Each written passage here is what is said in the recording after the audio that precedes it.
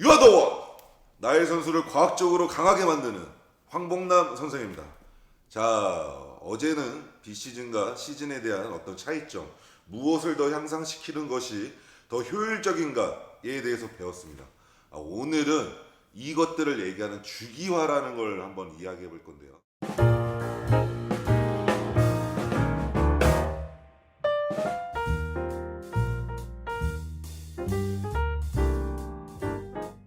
네, 오늘도 이제 강의 PPT가 또 들어왔네요. 최고의 선수로 거듭나기 위한 비시즌 준비법 2입니다. 주기화에 따른 트레이닝 방법을 이제 이야기를 할 텐데요. 주기화라는 얘기를 많이 들어보셨을 거예요. 주기화라는 건 뭐냐면 계절 같은 거죠. 네, 봄, 여름, 가을, 겨울이 있듯이 운동에도 그런 어떤 단계가 이제 필요하다. 이걸 알기 전에 여러 가지 주기화가 있긴 하지만 제일 중요한 거는 일반적 적응 증후군이라는 게 있어요. 한스 셀리에라는 사람이 이제 몸에서 어떠한 부분에 자극이 있으면 그 자극이 적응되고 그 적응된 것이 유지될 수 있게 만드는 어떤 인간의 신체 메커니즘의 스트레스를 이겨내는 어떤 관점들을 가지고 스포츠 과학자들이 이제 만들게 된 것인데요. 주기화는 여러 가지가 있지만 오늘 주제 같은 경우에는 스포츠학 전문가들이나 뭐 석사들이나 뭐 박사 선생님들한테 뭐 알려주는 게 아니라 선수와 학부모님들한테 알려주는 내용이기 때문에 굉장히 함축적으로, 네, 집중적으로 알려드리도록 하겠습니다. 저번에도 보시다시피 시즌이라는 게 있고 그 다음에 전환기간, 준비기간, 전환시간 이렇게 네 가지의 어떤 시간적 구분이 있다. 시합 시즌이 가장 길고요. 그 나머지 시간을 100일이라고 쳤을 때 전환기간은 약 20, 준비기간은 약 40, 그 다음에 전환시간은 약 40 이렇게 된다라고 말씀을 드렸습니다. 이 그래프에 대한 부분은 앞서 제가 1편에서 이야기를 해드렸었으니까 좀 이해하시면 될 것 같고요. 이 비시즌 기간에 대해서만 설명을 할 거예요. 시즌 기간에 대한 부분은 또 따로 설명해 드리도록 하도록 하겠습니다. 자, 시즌과 비시즌의 구분. 자, 주기화라는 게 뭐냐. 아까 전에 말씀드렸다시피 계절 같은 거다라고 쉽게 좀 이해하시면 되는 거예요. 우리 1편에서 했던 걸 간단하게 얘기해 볼까요? 시즌엔 뭐가 중요하다고 그랬죠? 예, 기술적인 성장이 더 중요하고 체력을 유지시키는 게 굉장히 중요하다. 자, 체력을 유지시키려면 운동량이 높아야 될까요? 적어야 될까요? 네, 적어야 된다. 운동량은 적되 강도는 유지를 해야 된다는 거죠.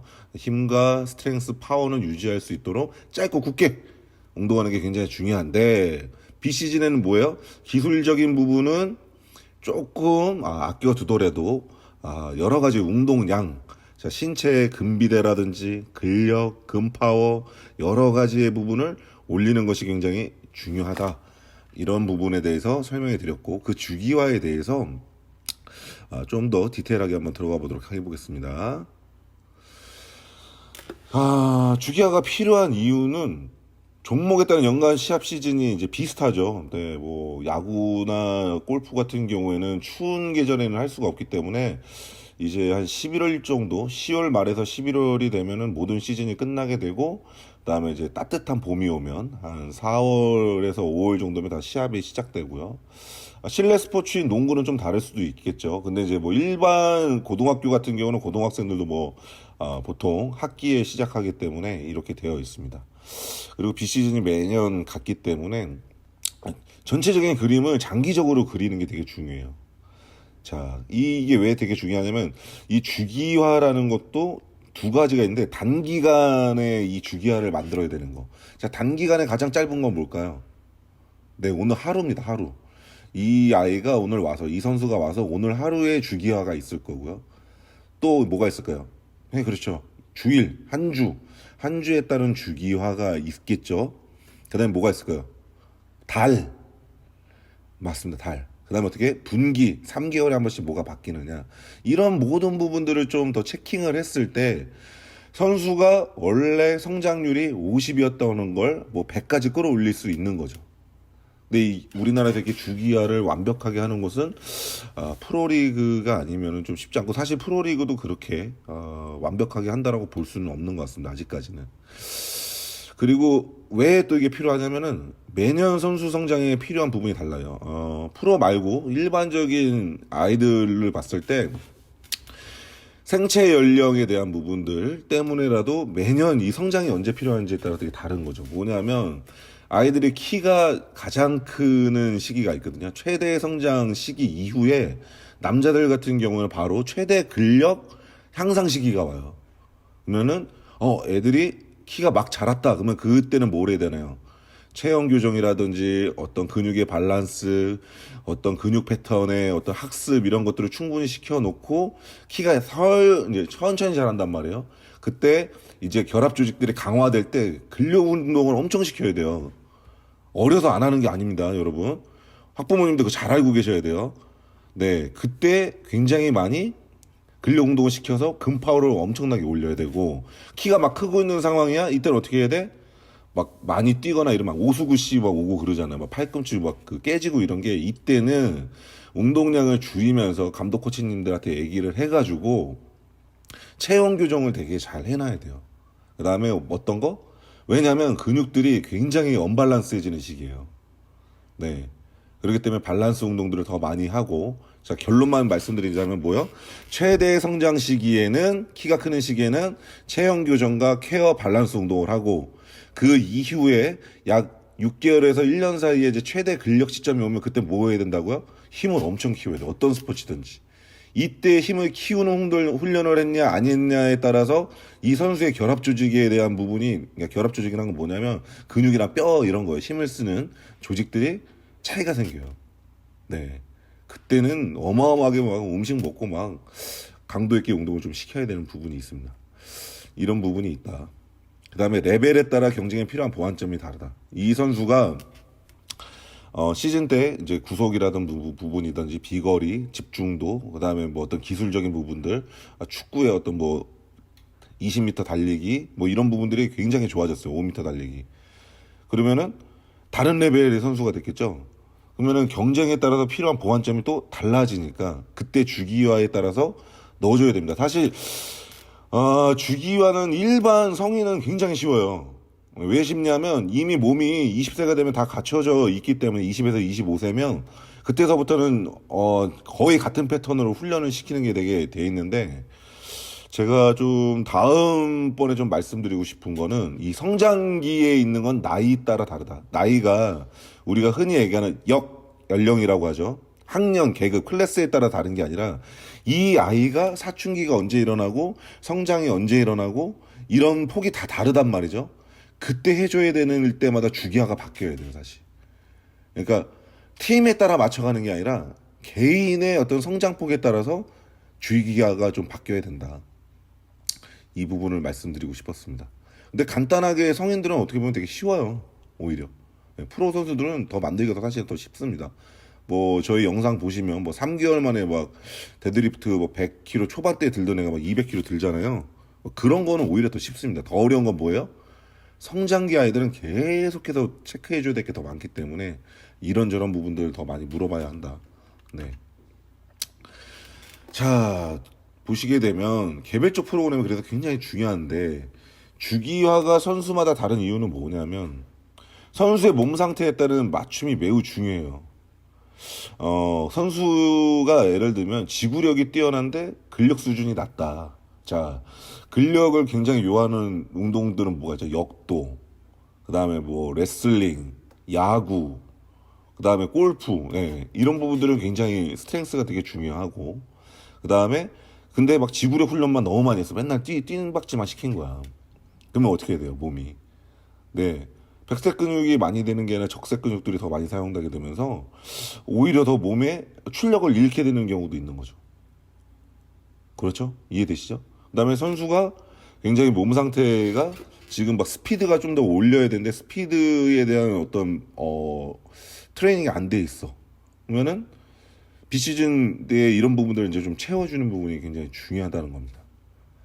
그다음에 이제 체력 수준이 굉장히 중요한데 가끔 이런 부분들이 있어요. 많으면 좋다. 많으면 좋다. 라고 생각하시는 분들이 있어서 우리 아이 되게 힘들게 해주세요. 그리고 선수 자체도 이런 아이들이 있어요. 자기가 훈련을 너무 많이 해서 도대체 할 수 없을 때 만족을 느끼는 거. 그건 열정인데 음, 되게 인정하지만 사실 지구력성 훈련이 다 전부 다는 아닌데 그런 식으로 편향된 사람들 같은 경우에는 오히려 유연성이나 과사용 때문에 유연성도 떨어지는 경우도 많고요.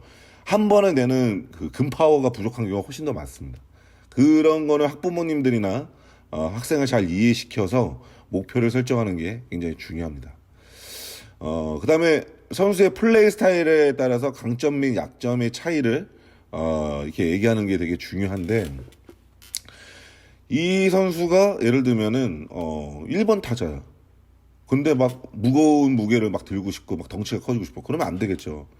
스피드를 더 많이 올려야 되는 거고 4번, 5번 타자가 되고 싶어. 그러면 막강해야죠. 그냥 배트가 그냥 휘어질 정도로 세게 칠 수 있는 힘을 가지고 있어야 되겠죠. 네. 이 스타일에 따른 그다음에 포지션에 따른 강점과 약점을 알고 주기화를 만들어주는 게 굉장히 중요합니다. 네.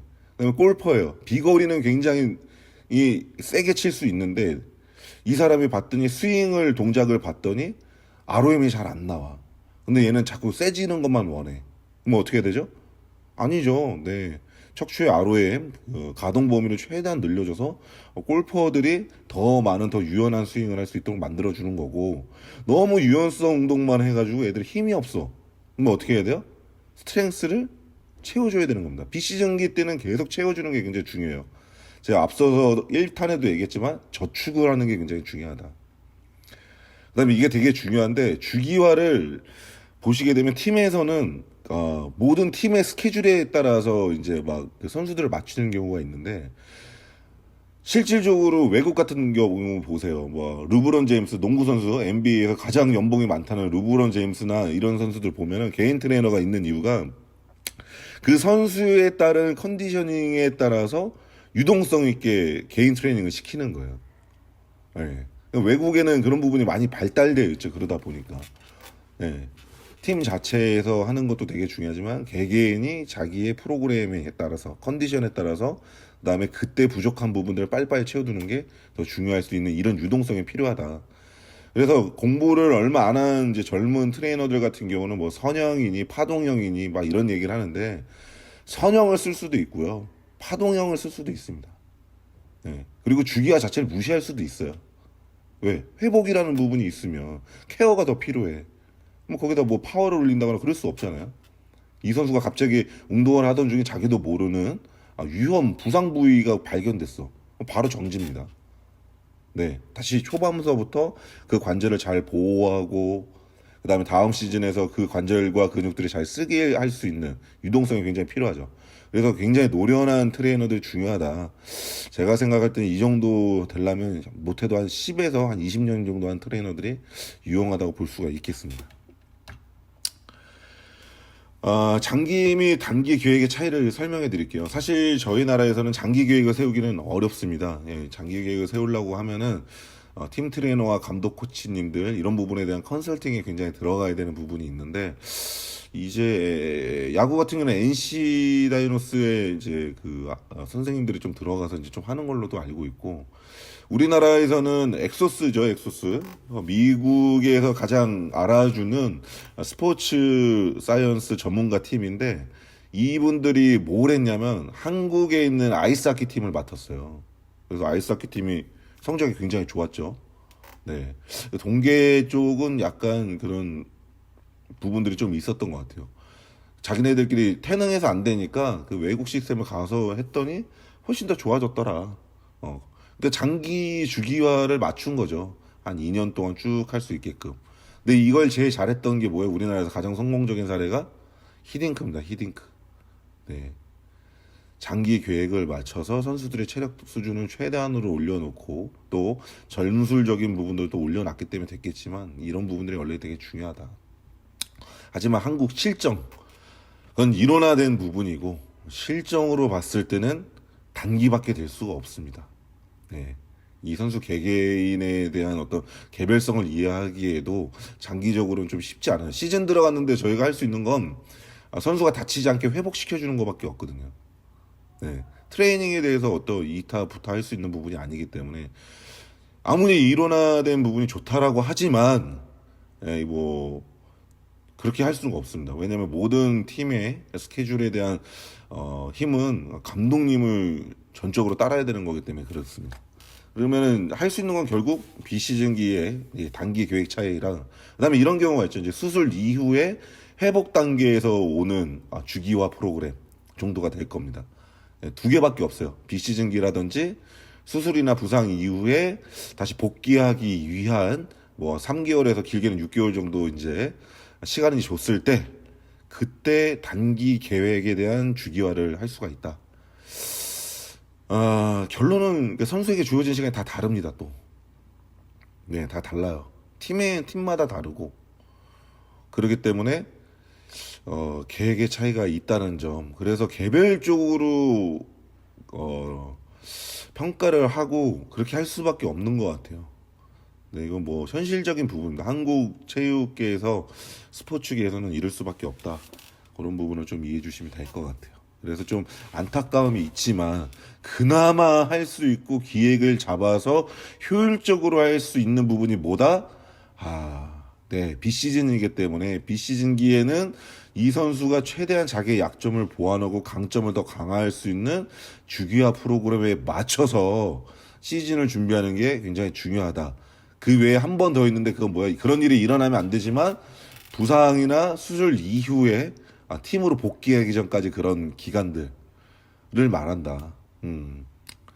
요런 차이점이 있습니다. 그래서 주기화라는 거는 이 선수가 가장 합리적인 효율성을 높이기 위한 전략이고 시스템인데 장기적으로는 솔직히 하기가 좀 어렵다. 그러다 보니까 개별적으로 계속해서 자기의 몸 상태를 평가하는 것이 중요하고 두 번째로는 뭐다? 비시즌기 때 짧게는 뭐 6주, 길게는 2달 동안 그런 부분들을 빨리 채워갖고 시즌을 준비하는 것이 중요하다입니다. 다음번에는 이 주기화에 대한 설명이 어떻게 보면은 좀 어려울 수 있기 때문에 제가 쉽게 설명을 했고요. 성장기 때 아이들에 따라서 어떻게 그러면 이 운동을 시키는 게 중요한가. 이미 뭐 이제 체육과학연구원에서는 이런 부분들이 다 나와 있는데 잘 모르시는 부분들이 있는 것 같아서 그 부분에 대해서 한번 좀 다뤄볼까 합니다. 네. 자, 그러면 시즌 트레이닝에 대해서 이제 한번 좀 설명을 해볼게요. 시즌에는 제일 중요한 거는 계속해서 체력을 유지하는 겁니다. 예. 경기에서 퍼포먼스를 낼 수 있는 컨디션 유지가 중요하기 때문에 많이 뛰게 만들어서도 안 돼요. 예전에 보면은 선수들 시합에서 지면 어땠죠? 네, 뭐 학교까지 뛰어와 이런 거 하면 안 됩니다. 오히려 졌으면 어떻게 해야 돼? 네, 스포츠 마사지 해주고, 그 다음에 냉찜질 시켜주고, 오히려 피로를 더 감소시켜야 돼요. 정신력 때문에 뛴다, 이거는 좀 아닙니다. 그 다음에 근력, 파워, 스피드의 하락을 최소화. 그러니까 비시즌 때 이것도 배워놔야 돼요. 내가 운동량을 너무 많이 가져가게 되면 다음번 경기에서 퍼포먼스가 하락되기 때문에 할 만큼만 딱 시켜야 됩니다. 하락을 막는 거예요. 상승이 아니라. 시즌에는 뭐라고요? 하락을 막는 겁니다. 그 다음에 이 하락을 막기 위해서 루틴을 학습해야 돼요. 내가 어떤 부분이 모자라니까 매일 해야 되는 어떤 운동들. 그 다음에 주 2회 정도는 이 운동을 해야 된다. 자기만의 루틴들을 꼭 갖고 있어야 됩니다. 그냥 웨이트실에 가가지고 얘 스쿼트 하니까 나도 스쿼트 하고 뭐 얘 벤치 드니까 나도 벤치 든다 이런 게 아니라 시즌에는 내가 해야 될 운동이 따박따박 루틴이 정해져 있는 거예요. 그리고 그 시즌이 끝나면은 약점과 강점이 바뀌었겠죠. 레벨이 바뀌었으니까 거기에 따른 또 시즌에 해야 되는 트레이닝 루틴을 배우는 게 굉장히 중요합니다. 이거 밑줄 그으세요. 선수분들 밑줄 그으셔야 돼요. 이거를 유지하냐 안 하냐가 당신의 어떤 그런 당신이래 미안해. 선수의 어떤 스펙을 가늠할 거예요. 진짜 프로 간 선배들한테 물어보세요. 이거 되게 중요합니다. 그래야만 또 심리적인 안정화도 가져갈 수가 있어요. 되게 성공한 뭐 선수들 보면은 뭐 체프먼도 그렇고 야구 선수 체프먼도 그렇고 뭐 타이거 우즈 골프 선수 다 자기들의 트레이닝 루틴이 있습니다. 시즌 때 하는. 왜 그렇게 하냐면 심리적 안정, 멘탈적 안정화도 이 트레이닝에 따라서 굉장히 보호받을 수 있기 때문입니다. 비시즌 때 주기화 트레이닝은 무엇이냐? 완전 반대죠. 잘 알고 계시죠, 여러분들. 제가 계속 앞서 얘기했으니까 완전 반대예요. 다음 시즌을 위한 최고의 퍼포먼스를 내거는 조건을 강화시키는 거예요. 앞서 우리 그래프 봤다시피 뭐죠? 기술적 요인을 성장시키는 게 아니라 기술은 유지시키고 체력적인 부분들, 기술 체력들 있죠. 파워, 순발력, 뭐 스피드 이런 거 엄청나게 올려야 돼요. 네. 그리고 뭐예요? 시즌에 해야 되는 트레이닝 루틴을 학습시키는 게 굉장히 중요하다. 아무도 이런 거에 별로 관심이 없는 것 같아요. 저희 더운운동과학센터에서는 그 김궁국 박사가 심리학을 전공해가지고 스포츠 심리학을 전공하셨는데 그 부분하고 같이 이렇게 트레이닝에 대해서 얘기를 하다가 이 시즌 중에 중요한 부분이 이런 루틴화라는 걸 저희는 알게 됐고 그런 부분들을 다 이제 영상을 찍어서 주고 있어요. 네. 너는 이 시즌 중에 이런 운동을 해야 되고 또 선수마다 잘 굳고 잘 뭉치는데 또 다 달라. 그런 부분들 잘 풀 수 있게끔 실장급님 이상들이 그런 프로그램을 다 지금 주고 있습니다. 그래서 자기만의 루틴을 찾게 만들고 있고 이게 되게 중요하고요. 이게 왜 중요하냐면 21세기잖아요. 그러면 핸드폰만 있으면 언제 어디서든지 장소와 시간을 구애받지 않고 자기만의 어떤 그 루틴화된 몸 관리를 할 수 있게 되는 거죠. 예. 이게 굉장히 중요하다는 점. 그리고 비시즌 때 뭐 주기화를 다 완성 못 하더라도 시즌 때 해야 되는 루틴 학습만은 반드시 하는 것도 되게 중요한 겁니다. 보통 과학적인 데 보면 주기화 해갖고 막 도표 나오고 하는데 굉장히 중요하죠. 그거 위에 더 중요한 건 뭐다? 시즌에 할 수 있는 부분을 학습시키냐 안 시키냐. 심리학적인 멘탈적인 부분도 더 중요하다. 그다음에 저 같은 경우는 영양적 루틴도 가르쳐줘요. 운동하기 전에 뭐 BCA를 먹는 게 좋고 비타민 C는 운동 전에 먹으면 안 되고 뭐 이래서 식단을 다 맞출 수는 없으니까 식단 전후로 먹어야 되는 서플리먼트 보충제에 대한 타이밍도 좀 알려주는 편입니다. 그러면은 영양과 트레이닝과 기술의 습득이 계속해서 시즌 중에 일어나니까 어떻게 될까요? 예, 회복도 빨라질 거고 어떤 성장도 더 빠를 수 있게 되는 겁니다. 제가 이번에 지금 말씀드리고 싶었던 거는 주기화라고 하는 이론의 선수를 맞추는 것이 아니라 선수한테 필요한 이론을 가지고 하는 게 굉장히 중요하다. 네, 네이버나 막 구글 보면 그 조금 뭐 이런 말 하면 뭐하는데 자꾸 이론만 얘기를 하시는 부분이 있는데 잘하시는 선생님들 보면은 이론을 막 갖고 놀아요. 네. 왜냐하면 경험이 많다 보니까 타당한 이유와 그런 근거를 가지고 움직이신다는 거죠. 그래서 트레이닝을 굉장히 유동성 있게 가르치시는 분들이 많습니다. 그런 선생님들이라면 믿고 맡기셔도 되고 함께 선수가 성장할 수 있게 아마 도와드릴 겁니다. 주기화라고 하는 부분과 그다음에 비시즌과 시즌의 어떤 그런 트레이닝에 대한 부분에서 학습이 중요하다라고 말씀을 드렸고요. 다음 시간에는 성장 발달에 따른 트레이닝이 무엇이 중요한가. 네.